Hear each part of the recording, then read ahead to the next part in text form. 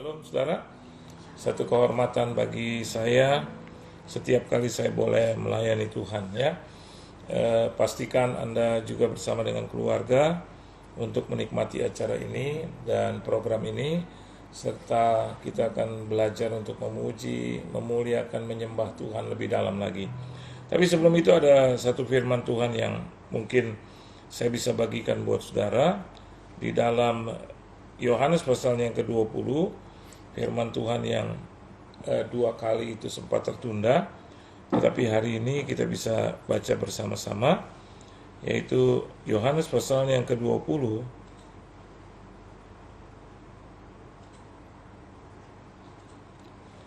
di ayat yang ke-19.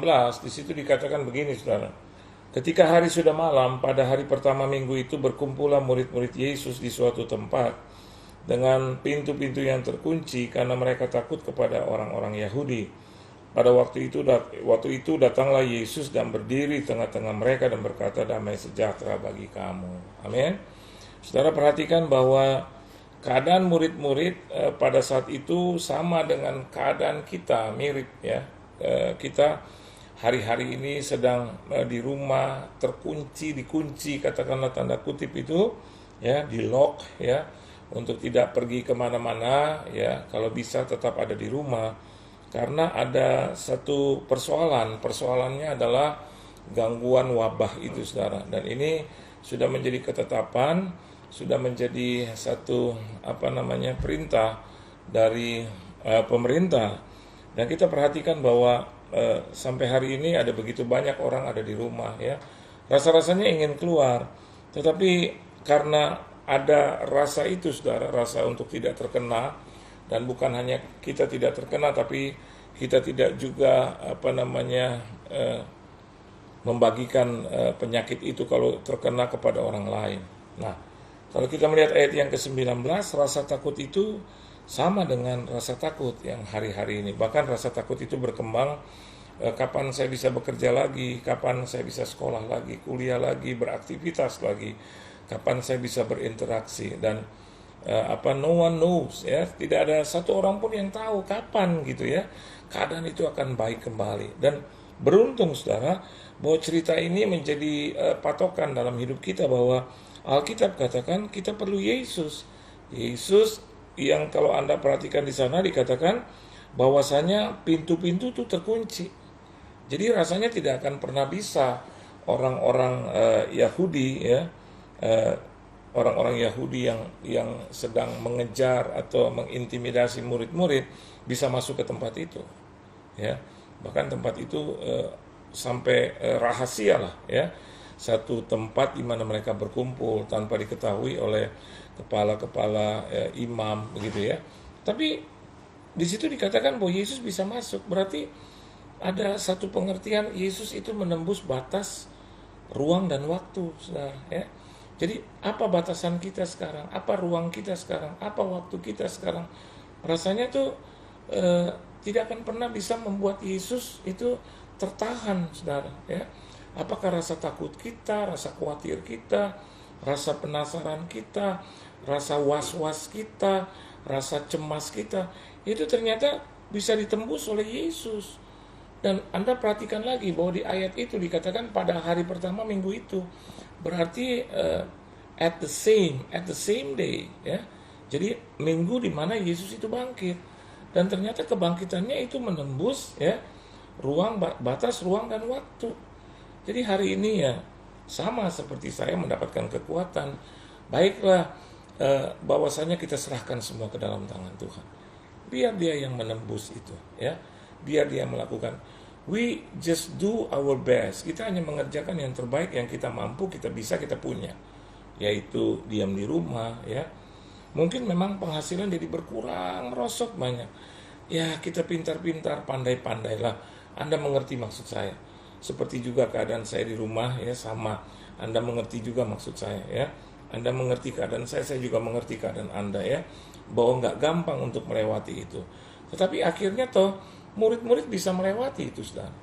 Bahkan mereka menonton bagaimana Yesus naik ke sorga, dan mereka mendapatkan Roh Kudus ya, dan luar biasa. Terus mereka pulang ke rumah, mereka dipakai Tuhan itu luar biasa.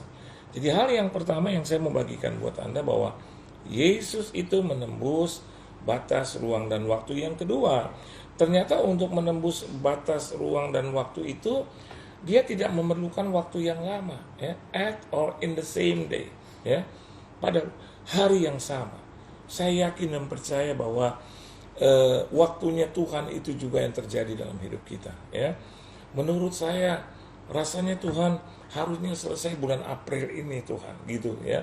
Terus menurut saudara jangan Pak Yohan kelamaan, kalau bisa udah 3 hari lagi dah.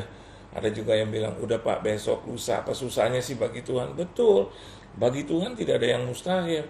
Tapi ketika murid-murid bertanya tentang kapan dan waktunya, Yesus bilang itu bukan urusanmu, ya.